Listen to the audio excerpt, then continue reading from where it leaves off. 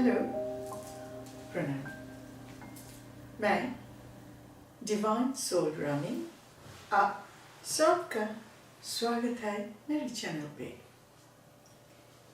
आज का विषय है दिवाली और दीपावली। हम क्यों दिवाली सेलिब्रेशन करते हैं, क्यों हम दिवाली की उत्सव बनाते हैं, मैं आपको बताती हूँ। ये दिन इतना पवित्र है, इतना होली है, आपके सोचने के भी बाहर है। क्योंकि जितने सारे बड़े बड़े घटना हुआ एक एक युग में, लाइक सत्य युग, द्वापर युग, कलि युग, बहुत हजार साल डिफरेंस है, मगर हर एक घटना दीपावली के दिन ही हुआ। मैं आपको बताती हूँ। सत्य युग में भगवान राम जब रावण को मार के अयोध्या आए थे, 14 साल के बाद, उस दिन दिवाली की दिन था, अमावस्या था, बहुत अंधेरा था। और अंधेरा के कारण पूरा अयोध्यावासी छोटे छोटे दीप जला के सेलिब्रेट कर रहे थे, उनके आने के, अयोध्या वापस आने के लिए उत्सव बना रहे थे। और भगवान राम का अवतार क्यों हुआ था, मेन कारण था रावण को मारना और बहुत सारे राक्षस को खत्म कर देना। तो हम इंसान, हम जो नॉर्मल इंसान है, आम इंसान, शांति से दुनिया में रह सकते, सारे ऋषि मुनि शांति से पूजा प्रार्थना हवन कर सकते। रावण इतना पावरफुल असुर थे, आप सब लोगों को पता है। और भगवान राम के अवतार के यही कारण था रावण को अंत करना।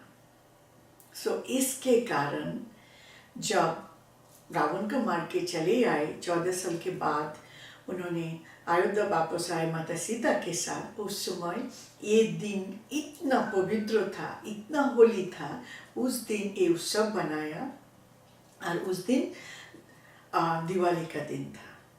फिर द्वापर युग में हजारों साल बाद भगवान कृष्ण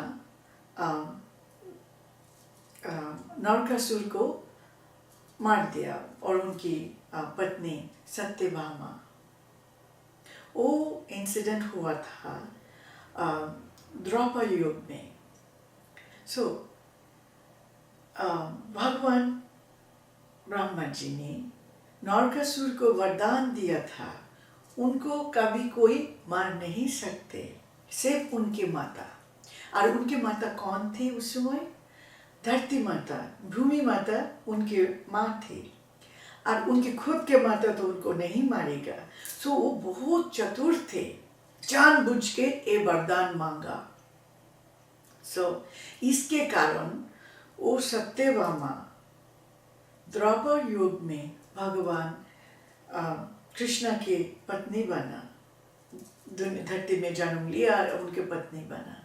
और जब नरकासुर त्राही मचा के रखा था, बहुत सारे ऋषि मुनि को खा जाते थे, उनके हवन में हड्डियाँ खून डाल देते थे, बहुत अत्याचार करते थे। इवन कि नरकासुर तो स्वर्ग को भी कब्जा कर लिया था। इसके कारण इंद्र, देवेंद्र, स्वर्ग के जो राजा है, देवेंद्र आके भगवान कृष्ण से पास विनती किया, प्रभु हमें बचाओ, हमें बचाओ, क्यों ये नरकासुर तो हमारी जिंदगी नर्क बना के रखा। तो भगवान कृष्ण ने उनकी प्रार्थना स्वीकार किया और बोला ठीक है, हम नरकासुर को मार देते हैं। तब सत्यभामा ने वहाँ पे थे, सत्यभामा ने बोला, प्रभु मैं भी आपके साथ जाना चाहती हूँ। प्रभु ने बोला, हाँ आप भी आ जाओ मेरे साथ। जब भगवान श्री कृष्ण और नरकासुर के बीच में युद्ध हो रहे थे, तब एक समय भगवान श्री कृष्ण ने अचेत हो गया, मीन्स उनका वो बेहोश हो गया थे। उस समय सत्यभामा ने उनके हाथों से नरकासुर को मार डाला, और जब उनको घायल किया, वो मर रहे थे, उस समय नरकासुर ने माँ पुकारा और बोला, माँ मुझे क्षमा कर दो। और ये सत्यभामा को याद आया, ये नरकासुर उनका ही बेटा है, तो बोला, माँ मुझे वरदान दो, लोग मुझे हमेशा घृणा करेगा, मुझे बुरे नाम से पुकारेगा। तो माँ का हृदय बहुत ही कोमल होते हैं, और सचमुच ये सत्यभामा का ही बेटा था दूसरे जन्म में। तो अब उन्होंने बोला, ठीक है बेटा, जाते जाते तो मुझे माँ पुकारा, मुझसे माफ़ी मांगा, तो बोला ठीक है। आज से लोग नरक चतुर्दशी भी उत्सव बनाएगा, सेलिब्रेट करेगा। इस दीपावली के साथ साथ तुम्हारी ये दिन भी उत्सव होगा, तो उसके कारण आप लोग आज नरक चतुर्दशी भी करते हैं और दीपावली भी उत्सव बनाते हैं। और एक घटना हुआ साउथ और वेस्ट में। उसके बाद फिर दूसरा अनदर युग में घटना हुआ, वो आसाम में, इंडिया के ईस्ट और नॉर्थ में, आसाम में हुआ था, जब माता दुर्गा ने महिषासुर को हत्या कर रहे थे, उनके वध कर रहे थे। उस समय रक्त बीज आके ये हत्या का प्रतिशोध लेना चाहते थे, और जब भी माता ने एक रक्त बीज को मार दिए थे, बहुत सारे रक्त बीज का उत्पत्ति हो जाते थे, क्योंकि जब भी मारते थे इनके खून धरती में ड्रॉप होते थे, तो बहुत सारा रक्त बीज की उत्पत्ति होती थी। तब माता दुर्गा ने माता काली को उत्पत्ति किया और उनको आदेश किया, तुम सारे रक्त बीज को मार डालो, मगर एक चीज पे ध्यान देना, एक बूंद खून भी धरती पे नहीं गिरना, क्योंकि एक बूंद धरती पे गिरे तो बहुत सारा रक्त बीज का उत्पत्ति हो जाएगी।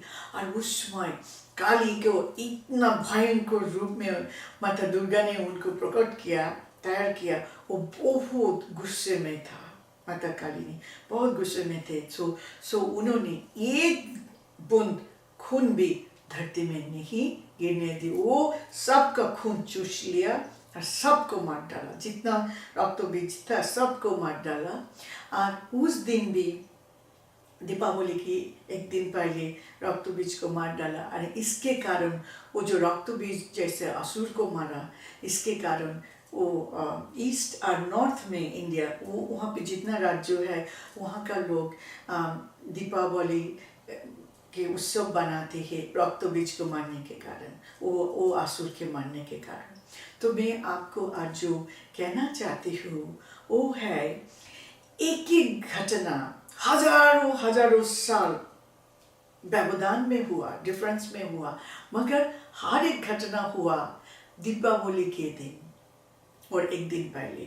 सो ये दिन इतना पवित्र है, इतना होली है, इवन कि भगवान विष्णु जिस दिन माता लक्ष्मी को शादी किया उस दिन भी दीपावली थे। तो आप देख सकते हैं ये ईश्वर एक एक चीज को 1000 साल पहले, मीन्स 1000 वर्ष पहले प्लान करके रखा, और सारे एक एक घटना दीपावली के दिन ही हुआ, एक दिन पहले। सो इसके कारण एक दिन बहुत ही शुभ है, बहुत ही पवित्र है। आप आध्यात्मिक पथ में आगे बढ़ना चाहते हो, कुछ शुभ कार्य करना चाहती हो, आप आध्यात्मिक शक्ति अर्जन करना चाहते हो, तो दीपावली का दिन और एक दिन पहले नरक चतुर्दशी जो बहुत ही पवित्र माना जाती है। सो इसके कारण हम दीपावली बनाते हैं। ये दिन बहुत ही पवित्र है। सो ये सिर्फ दीप जलाना और फटाना, फायरवर्क्स करना, इसके लिए विख्यात नहीं है। इसके मेन कारण है इस दिन की पवित्रता, क्योंकि हर एक असुर को ये दीपावली के दिन ही एक दिन पहले मार दिया गया।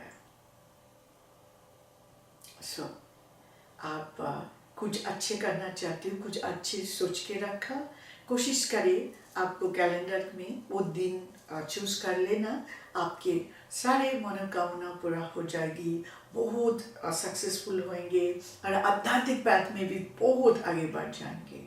ठीक है, तो आपको पता चल गया ये दिन क्यों इतना शुभ है और इतना पवित्र है।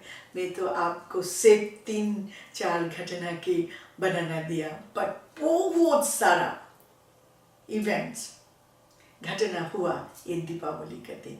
मैं आपको बताना चालू करूँ तो बहुत लंबे समय लग जाएगी। सो आपको आइडिया मिल गया, तो आप भी ट्राई करके देखो, ये जो दिन का जो पवित्रता है उसका लाभ उठाओ। ठीक है, तो आप लोग अच्छा रहे, खुश रहे, शांति से रहे। Thank you, God bless you. Please like, share, comment and subscribe.